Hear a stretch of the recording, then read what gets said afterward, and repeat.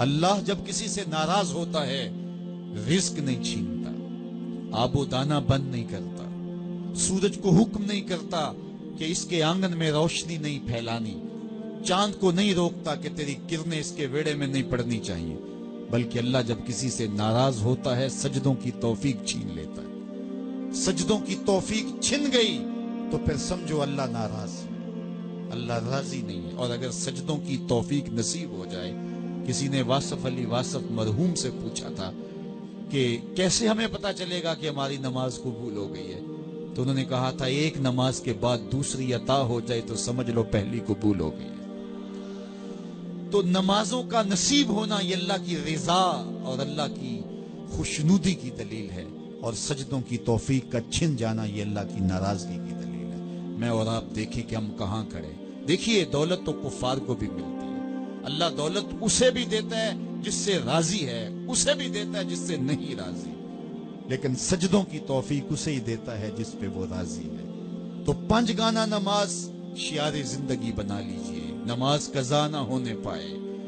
قیامت کے دن بے نمازی اس صف میں کھڑا ہوگا جس صف میں نمرود کھڑا ہوگا، جس صف میں حامان کھڑا ہوگا، قارون کھڑا ہوگا، شداد کھڑا ہوگا۔ مجھے بتائیے ہم میں سے کوئی یہ گوارہ کرتا ہے ہم اس صف میں کھڑے کر دیے جائیں جہاں دشمنان خدا کھڑے ہوں؟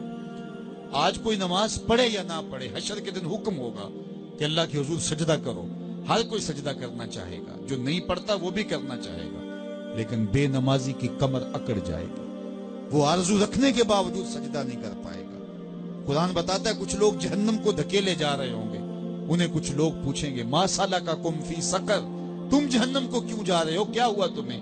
تو وہ جواب میں کیا کہیں گے؟ لم نک من المصلین، ہم نماز نہیں پڑھا کرتے تھے۔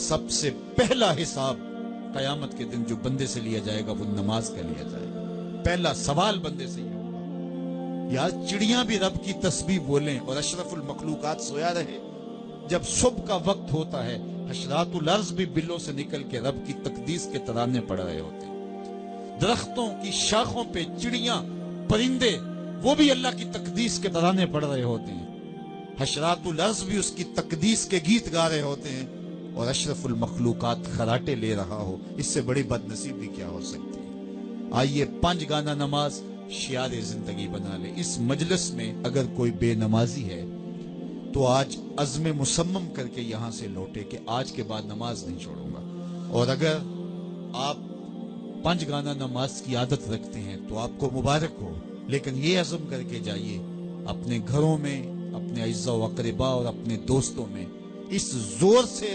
تلقین اور تاکید کریں گے نماز کی کہ وہ پکے نمازی بن جائیں گے۔ بندہ بندگی سے سجتا ہے، زندگی آمد برائے بندگی، زندگی بے بندگی شرمندگی۔ اگر زندگی میں بندگی نہیں تو زندگی کے پلے ہے کیا؟ علماء نے لکھا ہے کہ یہ سارے درخت حالت قیام میں ہیں، چوپائے حالت رکوع میں ہیں، مینڈک تشہد میں ہے، اور حشرات الارض سجدے میں ہے، اور انسان اشرف المخلوقات ہے۔ اس کی عبادت میں درختوں کا قیام بھی رکھا گیا، اور رکوع بھی رکھے گئے، اور سجدے بھی رکھے گئے، اور قعدے بھی رکھے گئے، اس لیے تاکہ اس کی عبادت تمام مخلوقات کی عبادات کی جامع بن جائے۔ لیکن اس کے باوجود اللہ کے حضور سجدہ ریز ہونا پسند نہ کرے تو بتائیے کیسے رحمتیں اس کے اوپر اتریں گی؟